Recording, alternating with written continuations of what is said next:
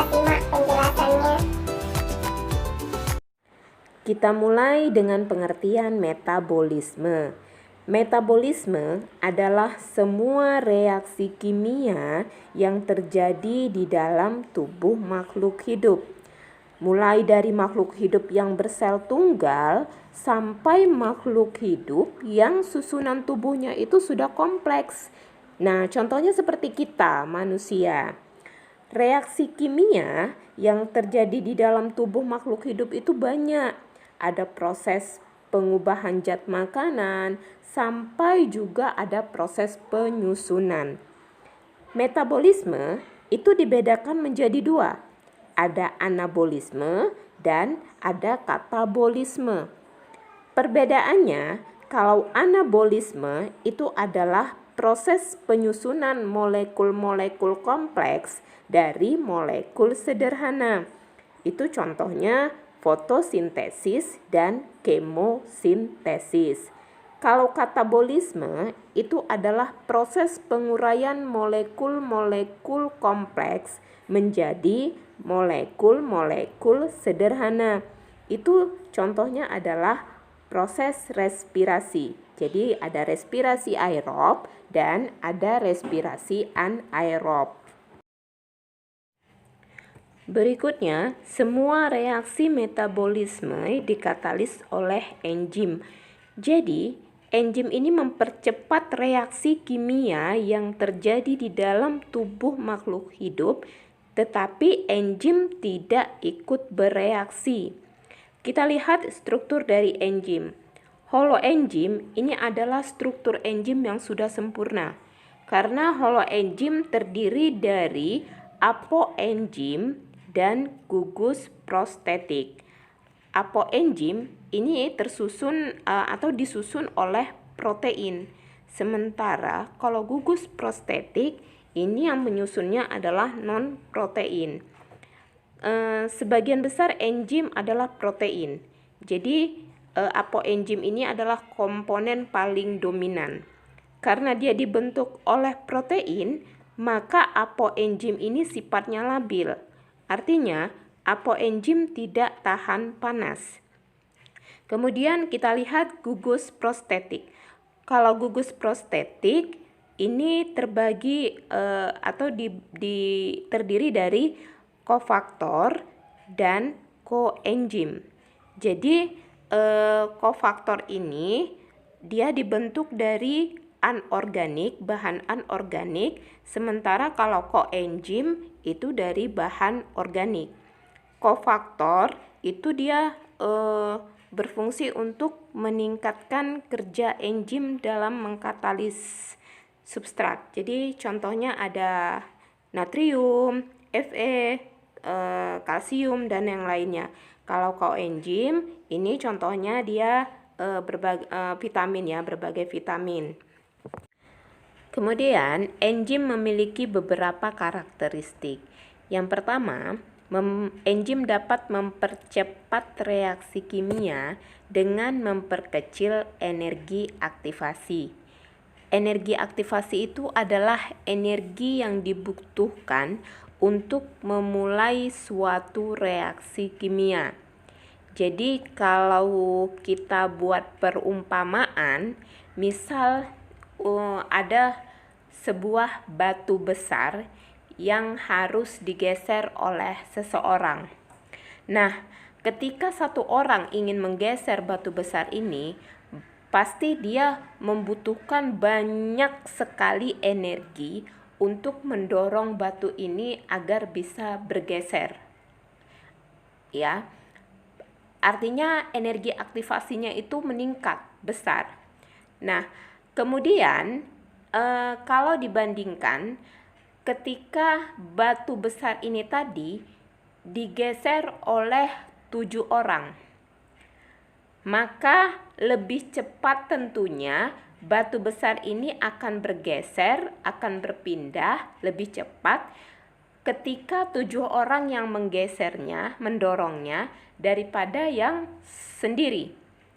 Nah, kalau sendiri tadi energi yang dikeluarkan itu pasti lebih meningkat, pasti lebih besar untuk mendorongnya.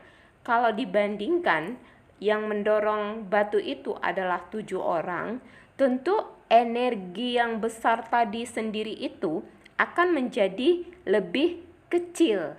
Jadi yang 7 orang ini, energi yang mereka keluarkan itu tidak sebesar dengan mendorong batu yang sendiri. Itulah artinya energi aktivasi tadi menurun. Jadi batu tadi begitu bisa cepat bergeser dan energi aktivasinya jadi kecil. Itu perumpamaannya. Kemudian yang kedua, enzim bekerja secara spesifik. Artinya suatu enzim hanya bekerja pada satu jenis substrat saja untuk membentuk satu jenis produk. Yang ketiga, kerja enzim bersifat bolak-balik. Suatu enzim dapat melakukan reaksi dua arah, dari substrat menjadi produk dan dari produk menjadi substrat. Yang keempat, enzim bekerja pada suhu optimum. Artinya kalau suhu terlampau tinggi atau panas, maka enzim akan terdenaturasi. Jika suhu sangat rendah, maka enzim tidak akan aktif. Kemudian kita akan melihat mekanisme kerja enzim. Yang pertama ada namanya teori lock and key, gembok dan kunci. Jadi enzim memiliki sisi aktif yang sisi aktifnya itu sama dengan bentuk substratnya.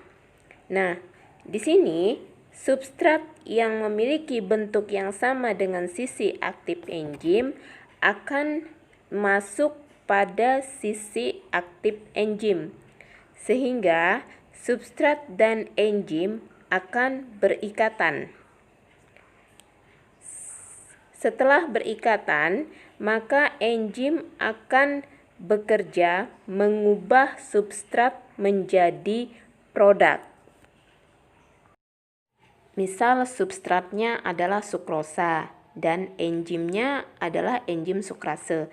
Maka sukrosa akan dikatalisis oleh enzim sukrase dan hasilnya atau produknya adalah fruktosa dan glukosa. Itu contohnya. Nah, teori yang kedua adalah teori induksi. Ini berbeda dengan teori gembok dan kunci tadi. Kalau teori gembok dan kunci itu sisi aktif enzim sama dengan bentuk substratnya, gitu kan. Tapi kalau di teori induksi, sisi aktif enzim bentuknya itu tidak sama dengan substrat. Tetapi substrat bisa berikatan dengan enzim. Nah, si enzimlah yang akan menyesuaikan sisi aktifnya itu ketika substrat masuk ke dalam enzim. Jadi seistilahnya seperti dipaksa masuk, dan enzim bisa menyesuaikan bentuk sisi aktifnya itu sehingga substrat bisa masuk. Nah, ini pun misal enzim amilase. Nah, yang dia bisa mengikatnya, yang bisa dia ikat itu ya tetap substratnya amilum, tidak bisa yang lain gitu. Selanjutnya, faktor-faktor yang mempengaruhi kerja enzim. Yang pertama itu suhu. Kenaikan suhu dapat meningkatkan kerja enzim. Namun, ada batasnya, yaitu pada suhu optimum. Jika suhu melebihi batas suhu optimum, maka enzim akan mengalami denaturasi atau enzim rusak. Ini ada kaitannya dengan pembentuk enzim. Enzim kan pembentuknya sebagian besar adalah protein. Jadi protein kalau dia berada pada suhu yang tinggi, maka protein akan rusak.